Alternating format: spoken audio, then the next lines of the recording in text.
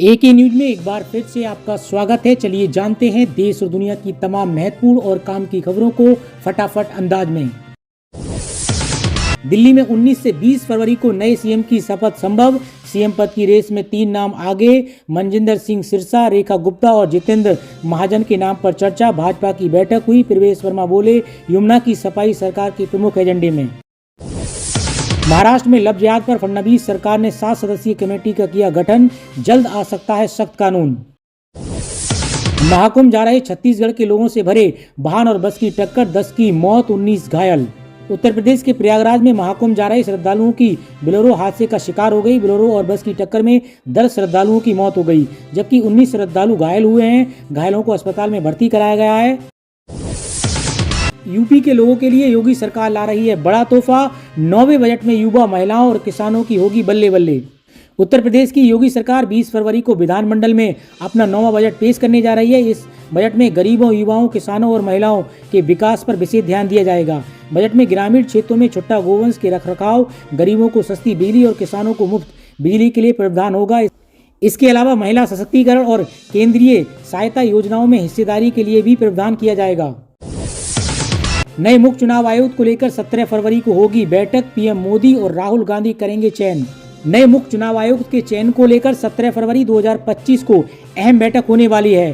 3 सदस्यीय कमेटी में पीएम मोदी, केंद्रीय कानून मंत्री अर्जुन मेघवाल और लोकसभा में नेता प्रतिपक्ष राहुल गांधी शामिल होंगे। मौजूदा चुनाव आयुक्त राजीव कुमार 18 फरवरी को रिटायर हो रहे हैं। महाकुंभ में आज वीकेंड पर भीड़ ज्यादा, घाटों की सफाई के लिए उतरेंगे 15,000 कर्मचारी। अब तक रिकॉर्ड 50 करोड़ श्रद्धालु पहुंचे। किसानों और केंद्र सरकार के बीच पहली बैठक बेनतीजा, 22 फरवरी को अगली बैठक करेंगे शिवराज सिंह चौहान। पंजाब और हरियाणा के बॉर्डर पर एमएसपी गारंटी कानून को लेकर आंदोलन कर रहे किसानों से सरकार की बैठक बेनतीजा रही। अगली बैठक 22 फरवरी को होगी, जिसमें केंद्रीय कृषि मंत्री शिवराज सिंह चौहान शामिल होंगे। बैठक के बाद सरकार के प्रतिनिधिमंडल ने कहा कि बैठक पॉजिटिव रही। यूपी में होगा मंत्रिमंडल का विस्तार, बनाए जाएंगे 6 नए मंत्री, कईयों की हो सकती है छुट्टी। उत्तर प्रदेश में एक बार फिर सियासी हलचल तेज देखने को मिल रही है। मीडिया रिपोर्ट्स के मुताबिक सीएम योगी आदित्यनाथ मंत्रिमंडल का विस्तार कर सकते हैं। उत्तर प्रदेश के मंत्रिमंडल में 6 मंत्रियों के पद खाली हैं, ऐसे में 6 नए मंत्री बनाए जाने की संभावना है। इसके अलावा कई मंत्रियों के विभाग बदले जाने व मंत्री पद छीनने की भी खबरें हैं। राजनीतिक गलियारों में चर्चा है कि नए मंत्रियों में भारतीय जनता पार्टी ओबीसी दलित चेहरे पर फोकस करने वाली है। झारखंड में मैया सम्मान योजना पर बड़ा अपडेट, एक मुश्त मिलेंगे 7,500 रुपये। झारखंड में लगभग 20 लाख महिला लाभुकों का बैंक खाता आधार से जुड़ना बाकी है। अब तक 40 लाख लाभुकों का बैंक अकाउंट आधार से जुड़ा है। सत्यापन का कार्य पूरा होने के बाद जनवरी, फरवरी और मार्च की राशि एक मुश्त भेजी जा सकती है। सीबीएसई बोर्ड परीक्षार्थियों के लिए दिल्ली मेट्रो ने की बड़ी घोषणा, 3 लाख से ज्यादा छात्रों को मिलेगी मदद। दिल्ली मेट्रो ने सीबीएसई 10वीं और 12वीं के बोर्ड परीक्षार्थियों के लिए बड़ी घोषणा की है। 3 लाख से अधिक छात्रों को परीक्षा के दौरान दिल्ली मेट्रो में यात्रा करने में मदद मिलेगी। सुरक्षा जांच में प्राथमिक टिकट खरीदने में सुविधा, स्कूलों के लिए संबंध में विशेष घोषणाएं और मेट्रो स्टेशनों की जानकारी DMRC की वेबसाइट पर और ऐप पर उपलब्ध है। हरियाणा में एमबीबीएस एग्जाम घोटाले में 41 पर होगी एफआईआर। इनमें 24 स्टूडेंट, 17 यूनिवर्सिटी कर्मचारी शामिल। एग्जाम कंट्रोलर को हटाया गया। हरियाणा में एमबीबीएस परीक्षा घोटाले मामले में 41 लोगों के खिलाफ एफआईआर दर्ज की जाएगी। रोहतक स्थित पंडित BD शर्मा स्वास्थ्य विज्ञान विश्वविद्यालय के अधिकारियों ने इस परीक्षा घोटाले के संबंध में सिफारिश की है। इन 41 लोगों में से 24 प्राइवेट कॉलेज के एमबीबीएस छात्र हैं, जबकि शेष 17 विश्वविद्यालय के कर्मचारी हैं। बिहार के स्कूली छात्रों के लिए बड़ी सौगात, 1 करोड़ से ज्यादा छात्रों को मिलेगा पोशाक। सरकार खर्च करेगी 710 करोड़ रुपए। संभल में हुई हिंसा के आरोपियों के दीवार पर लगाए गए पोस्टर, पुलिस ने 74 उपद्रवियों के पोस्टर किए जारी। उत्तर प्रदेश के संभल में जामा मस्जिद सर्वे के दौरान भड़की हिंसा मामले में एक बार फिर एक्शन तेज हुआ है। पुलिस ने हिंसा के मामले में फरार चल रहे उपद्रवियों की धरपकड़ के लिए लगातार अभियान चलाया है। हालांकि हिंसा मामले में सभी आरोपियों को काबू करने में सफलता नहीं मिल पा रही है। इसको देखते हुए पुलिस ने 74 उपद्रवियों के पोस्टर जारी कर दिए हैं। इन उपद्रवियों के पोस्टर शहर की जामा मस्जिद की दीवार पर चिपकाया गया है।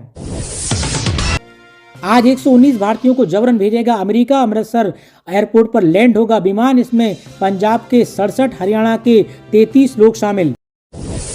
पीएम सूर्य घर मुफ्त बिजली योजना का 1 साल पूरा, 8.46 लाख घरों को मिला योजना का लाभ। इसमें घरों को 300 यूनिट मुफ्त बिजली। पीएम सूर्य घर मुफ्त बिजली योजना को लगभग 1 साल पूरा हो गया है।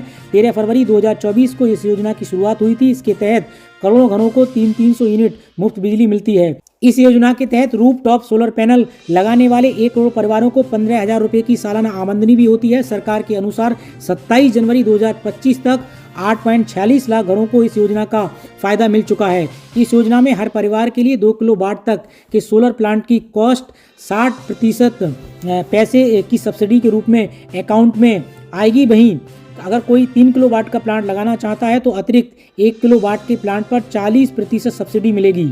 3 किलोवाट का प्लांट लगाने में करीब 1.45 लाख रुपए की लागत आएगी। इसमें 78,000 रुपये की सब्सिडी सरकार देगी। बचे हुए 67,000 रुपये के लिए सस्ते बैंक लोन की व्यवस्था सरकार की है। बैंक रेपो रेट में केवल 0.5% से ज़्यादा ब्याज वसूल सकेगी। Maharashtra new India cooperative bank मामले में बड़ा खुलासा। पूर्व जनरल मैनेजर ने लूटी तिजोरी, पार किए 122 करोड़ रुपए। महाराष्ट्र की राजधानी मुंबई में न्यू इंडिया कोऑपरेटिव बैंक मामले में बड़ा खुलासा हुआ है। बैंक के पूर्व जनरल मैनेजर द्वारा ब्रांच की तिजोरी लूटने की घटना सामने आई है। New India cooperative bank limited के पूर्व प्रबंधक ने बैंक के खजाने में से 122 करोड़ रुपए निकाल लिए। आरोपी पूर्व जनरल मैनेजर का नाम हितेश प्रवीण मेहता है। जब हितेश बैंक के प्रबंधक थे तो वे दादर और गोरेगांव ब्रांच की जिम्मेदारी संभाल रहे थे।